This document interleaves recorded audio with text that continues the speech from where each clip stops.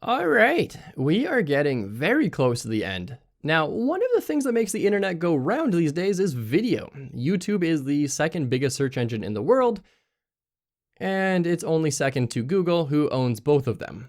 So when it comes to video, it is the preferred way of basically absorbing content these days. Most people don't want to read too much, they want to watch videos.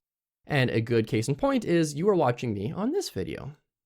Now, when you want to embed a video on your page, there are a couple ways to do it. You can do it through an iframe, so you can go to YouTube and you can copy and paste the code that they give you, and I'm gonna let you figure that one out on your own. It's really, really easy. You literally just copy and paste an element called iframe, and they give you all the code for it, which is really, really nice.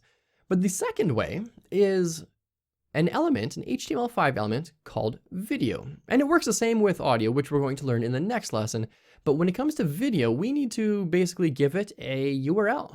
We need to give it a video to actually absorb, and we can control what kind of controls are on it, and if it loops forever, and if it autoplays, and things like that. So we're going to start making our website a lot more interactive by simply adding a video. Okie doke, so I have VS Code open here, and I'm going to create a new file called video.html.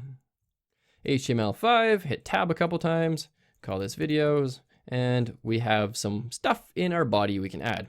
Add a video. And let's open this up in our browser. Okay, nothing fancy in here, nothing useful at all, to be totally honest. We want to add a video. Now, we are using a video tag in HTML5 called video. And we can give it a few different attributes like the width. So let's say the width is going to be 400, and let's say we want to add controls. And we're going to disable this in a second to disable controls and enable controls. Now, a video is a lot like a select. It's a lot like a list where we actually give it different sources. So we give it a source attribute, not an attribute, well, it's sort of an attribute, but a source element. And that element actually has a source attribute, a proper one. And we simply give it a URL to a file.mp4. And then we can do another one in here where we look at like an OGG. And then both of these are going to want a type. So just like when we were adding a favicon and we added a type, and the type was like image/PNG, this one is going to be image/MP4, and the bottom one is going to be not image. I don't know why I typed image, probably just because I was saying it. Instead of image, let's do this. So we have video/MP4 and video/OGG, and that just tells the browser, hey, by the way, this file is an OGG. And the reason we do that is because you can rename any file on your computer to anything you want. So you could say if file.ogg is renamed to file.anything. And if it still reads as an OGG, as it regularly would, as it normally would, we would say, hey, browser, this is an OGG. Treat file.anything as file.ogg. And it's just a good practice to have in there. And lastly, we are going to say, you don't have an HTML5 enabled browser, which is very rare these days. But basically, if someone has a browser that does not support video or source, so they have a very old browser, we're going to fall back and say, okay, you get to see a paragraph that says you don't have an HTML5 enabled browser. Now let's go ahead and open this page, and we're going to see no video supported format with this MIME file type. Basically, I don't have a folder called URL. I don't have a folder called 2. I don't have a folder called A. I don't have a file named file.mp4. So let's go ahead and change these. And I'm just going to put this as videos/video.mp4 and video.ogg. And again, this is not going to work because this file does not exist. This is the same as a missing image or missing style sheet. It just doesn't exist. So let's go and find a sample video. Let's hop on Google and type in download sample video. Samplevideos.com. We have the sampliest of videos. So we want an MP4 because MP4 is accepted by every single browser, and OGG is not necessarily supported by every browser. But MP4 is definitely the common denominator here. So let's just download a 2 meg video file. And let's go to, I just right click, save link as. And this is where all my HTML files are. So I'm going to create a new folder called videos. And this one is going to be, let's actually rename this to bunny. And in my code, I have a folder called videos, and let's take a look here. If I open up my Explorer by going to File, Explorer, if I open up my Explorer, I can see I have a folder called videos and a video called bunny.mp4. So let's put videos and let's change this to bunny.mp4. Let's save that. Let's refresh our page. Let's see what kind of cool things we can make happen. Yes, we have a video. It comes with all sorts of controls. You don't have to worry about any of this. Although when you get into JavaScript, you can control all of it.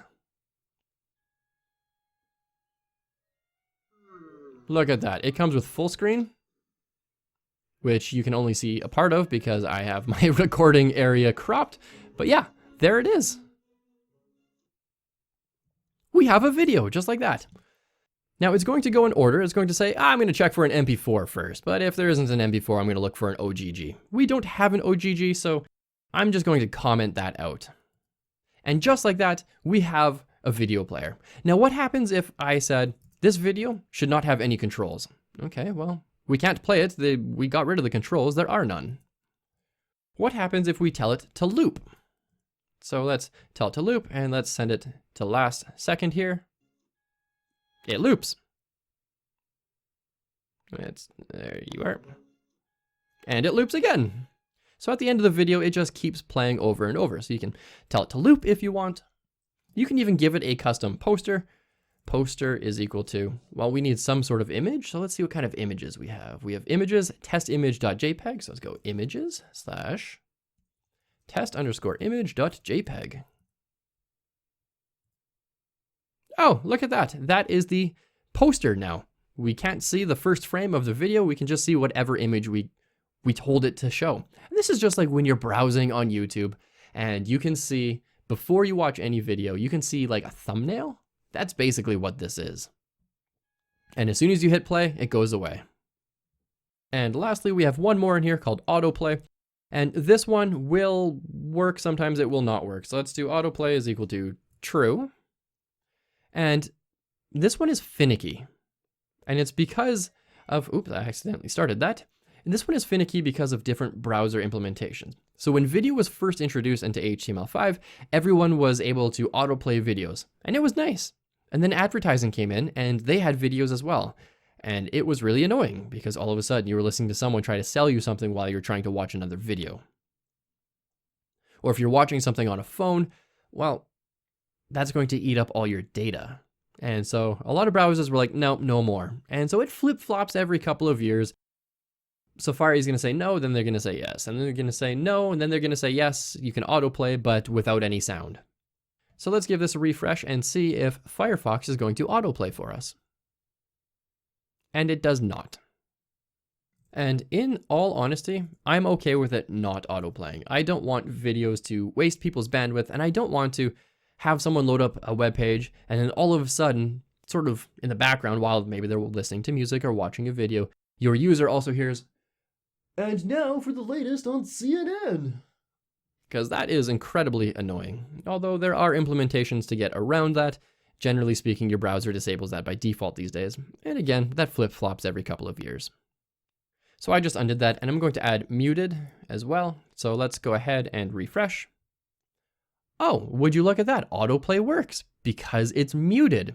So I can start serving a video, but I can't have sound right away. So anytime I refresh the page, it's going to start playing, but there's no sound. So this way you'd actually still get the visual component, but you don't get the annoying audio component. Now that's actually somewhat new in the last couple of years. Again, browsers flip-flop. They say yes, no, yes, no, yes. Videos can autoplay, but they have to be muted. And so currently we're on the trend where videos can be played, but they have to be muted. And it seems to be sticking. All right, so that is all there is to adding a video, to be totally honest. It's pretty easy. So we add a video element, Video element, we give it a width. We said, yep, show controls, make it loop, give it a custom poster, and yeah, it can autoplay and make it muted. Now that poster is not going to show up because autoplay is turned on, when muted is also on. And then we gave it a source. We said load up videos /bunny.mp4. We said it's a MP4 video, so the browser knows exactly how to play it. And if people are using Internet Explorer or some old version of Internet Explorer, first of all, please tell them to stop using Internet Explorer. It's old, it's outdated, and no developer likes supporting it. And secondly, if they are using Internet Explorer, they don't get features like this, which a couple years ago I would have said is not okay, but because it is so old and outdated, it's actually okay now for you to build this into your website, and if someone can't support it, it's okay. That's on the user at this point. That's not on the developer to fix. So that is basically our crash course into videos in less than 13 minutes or so. So give that a shot. That's your task, is to create a video. Give it a width, controls, loop, poster, give it a source. Don't forget, you're going to need an MP4 video, so you can always just hop on Google. This video is still playing because it's on loop. You can go to sample-videos.com or anywhere else and just download a sample MP4 video. Just make your video play. One thing to note is I did use the videos folder here and the images folder here, so we are using asset pathing at this point, and you're going to want to make sure that your pathing is working as well. Always double check for typos, and when you're done, let's head on over to the next lesson where we basically learn the exact same thing as this, but we're going to do it with audio.